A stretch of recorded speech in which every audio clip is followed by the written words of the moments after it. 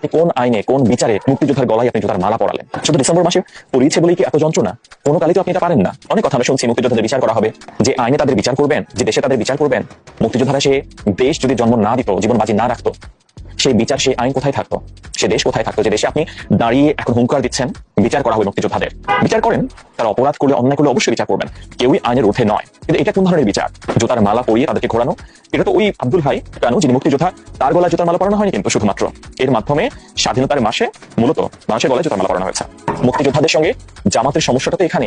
আমি মুক্তিযোদ্ধা নই, তিনি মুক্তিযোদ্ধা, তিনি যুদ্ধ করেছেন। রাজাকার আলবদর আল শামস, যারা আমাদেরই স্বজাতি, যারা সাহায্য করেছে পাকিস্তানি হানাদার বাহিনীকে, তাদের বিরুদ্ধে তার ক্ষোভ থাকবেই, সেটা আজীবন থাকবে। কোন মুক্তিযোদ্ধা আজ পর্যন্ত দেখেছেন জামাত ইসলামী, কোন মুক্তিযোদ্ধা জামাত ইসলাম করতে? 71 সালে যারা যুদ্ধ করেছেন জীবন বাজি রেখে, তাকে জামাত ইসলাম করছেন? হ্যাঁ, তাদের সঙ্গে কাছড়া বাধা হচ্ছে। বিএনপিতে প্রচুর মুক্তিযোদ্ধা রয়েছেন, বিএনপির সঙ্গে জামাত ইসলাম 4 দলীয় ঐক্যজোটের সরকার পরিচালনা করেছে, কিন্তু কোন মুক্তিযোদ্ধাকে দেখেছেন তারা জামাত ইসলাম করতে? বিজয়ের মাস 1971 মহান মুক্তিযুদ্ধে অবিস্মরণীয় বিজয়ের মাধ্যমে জন্ম হয় বাংলাদেশের। যে মুক্তিযুদ্ধ শুধুমাত্র মুখের কথায় হয়নি, যে মুক্তিযুদ্ধে পাকিস্তানি হানাদার বাহিনী বাংলাদেশে 30 লাখ মানুষের জীবন নিয়েছে, লাখ লাখ মা বোনের ইজ্জত তুলেছে, বাংলাদেশটাকে পুরো পূর্ব পাকিস্তানকে পুরো ধ্বংস করে দিয়েছে। তাদের বিরুদ্ধে যারা বীর দর্পে যুদ্ধ করেছেন, প্রতিরোধ গড়ে তুলেছেন, মুক্তিযোদ্ধা তারা বাঙালির শ্রেষ্ঠ সন্তান। একজন মুক্তিযোদ্ধা কোনোভাবেই অন্য কারো কাছে বড় কোনোভাবেই তিনি হতে পারেন না।